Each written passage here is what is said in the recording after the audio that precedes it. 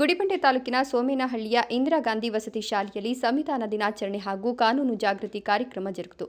ಕಾರ್ಯಕ್ರಮದಲ್ಲಿ ಸಂವಿಧಾನದ ಪೀಠಿಕೆ ಪ್ರತಿಜ್ಞಾ ವಿಧಿ ಬೋಧಿಸಲಾಯಿತು. ವಕೀಲ ಎನ್ ನರಸಿಂಹಪ್ಪ ಮಾತನಾಡಿ, ಸಂವಿಧಾನದ ಪ್ರಸ್ತಾವನೆ ಸಾಮಾಜಿಕ ನ್ಯಾಯ, ಸಮಾನತೆ, ಸ್ವಾತಂತ್ರ್ಯ ಮತ್ತು ಭಾತೃತ್ವ ಎಂಬ ಸಂವಿಧಾನದ ಮೂಲಭೂತ ತತ್ವಗಳನ್ನು ವಿವರಿಸಿದರು.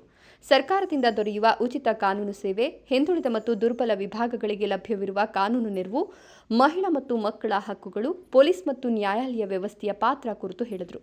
ಉಪತಹಶೀಲ್ದಾರ್ ಶೋಭಾ ಮಾತನಾಡಿ, ಮಕ್ಕಳ ಹಕ್ಕುಗಳು, ಬಾಲ್ಯ ವಿವಾಹ ನಿಷೇಧ, ಮಕ್ಕಳ ಸುರಕ್ಷತೆ, ಶಿಕ್ಷಣ ಹಕ್ಕು ಮತ್ತು ಮಕ್ಕಳ ಮೇಲಿನ ದೌರ್ಜನ್ಯ ತಡೆಗಾಗಿ ಸರ್ಕಾರ ಜಾರಿಗೊಳಿಸಿರುವ ಕಾನೂನುಗಳ ಬಗ್ಗೆ ಜಾಗೃತಿ ಮೂಡಿಸಿದರು. ಪಿಡಿಒ ನರಸಿಂಹಮೂರ್ತಿ ಸಂವಿಧಾನ ದಿನದ ಬಗ್ಗೆ ಮಾತನಾಡಿದರು.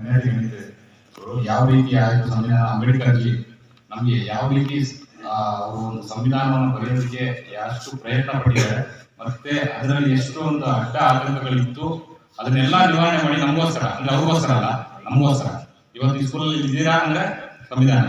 ನಾವು ಹುಟ್ಟುತ್ತಾನೆ ನಾವು ಸಂವಿಧಾನ ಅಡಿಯಲ್ಲಿ ಹುಡ್ತೀವಿ, ಸಾಯೋವಾಗೂ ನಾವು ಸಂವಿಧಾನ ಅಡಿಯಲ್ಲೇ ಸಾಯ್ತೀವಿ. ಚೆನ್ನಾಗಿ ಅರ್ಥ ಮಾಡ್ತೀವಿ.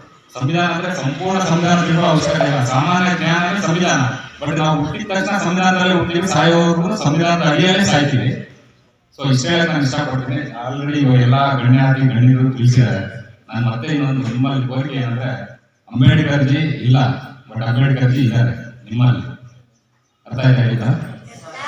ಅಂಬೇಡ್ಕರ್ ಜಿ ಭೌತಿಕವಾಗಿ ನಮ್ಮಲ್ಲಿ ಇಲ್ಲ, ಬಟ್ ನಿಮ್ಮ ರೂಪದಲ್ಲಿ, ನಮ್ಮ ರೂಪದಲ್ಲಿ ಅಂಬೇಡ್ಕರ್ ಜಿ ನಾವಿರೋವರೆಗೂ ಮತ್ತೆ ನಮ್ಮ ಮುಂದಿನ ಪೀಳಿಗೆ ಬಂದ್ರು ಅವರಲ್ಲೂ ಅಂಬೇಡ್ಕರ್ ಜಿ ಇರ್ತಾರೆ.